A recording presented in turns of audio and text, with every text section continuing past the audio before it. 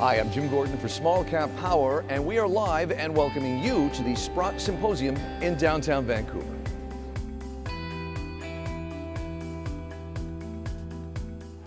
I'm now joined by Peter Akerley. He's the president and CEO of Erdene Resource Development. He joins us in the SmallCapPower studios. Peter, thank you for joining us. Thanks for having me. You're quite welcome. You've got a great story, which we're going to get to in a minute, but first I want to get a general overview of your company.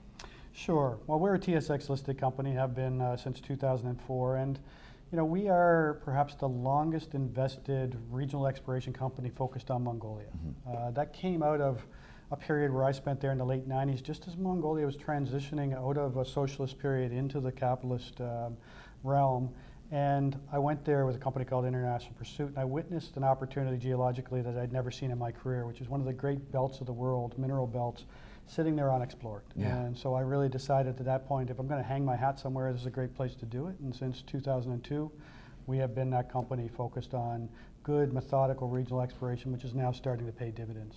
And it's also, you mentioned the region, I mean, it was sheltered politically, socially, everything for a lot of decades, the former Soviet Union. So as you said, you've got this almost unexplored mass area of land. Let's talk, you've got two flagship gold projects in southwest Mongolia. That's right. But you're pretty excited about this new gold district that you've gotten into in the last little bit. Can you talk a bit about that? Certainly. So since 2010, and through some joint ventures with both Glencore and Teck, we've focused on an area called the Erdene terrain in southwestern Mongolia.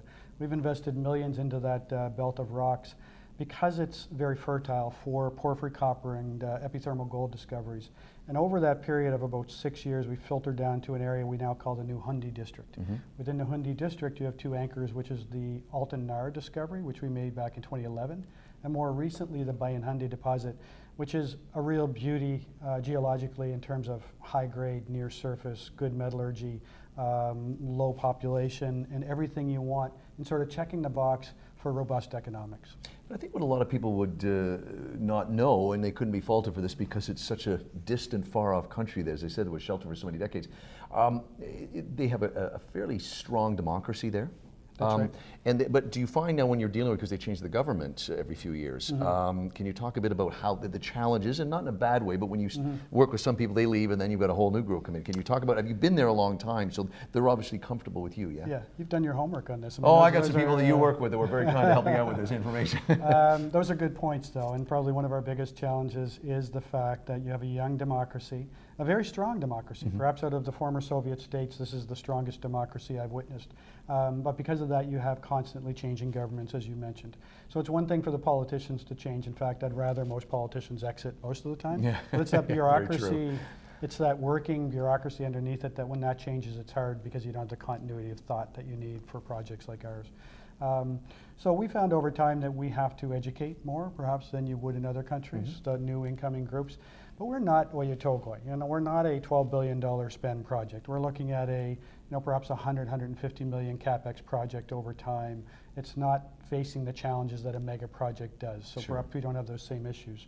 But I do think it's a place that the world doesn't recognize has the ease of moving towards production that it does.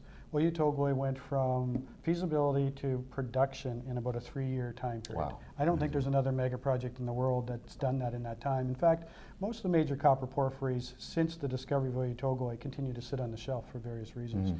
So there's a number of positives in Mongolia.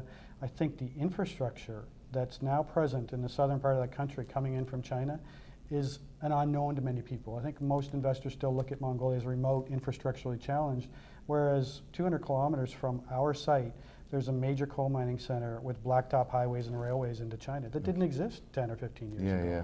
So there's a lot of positives about where we're working today, and I expect when we do come to the CapEx and OpEx numbers for these gold projects, it will surprise people just how strong they are, partially driven by the proximity to China and that infrastructure.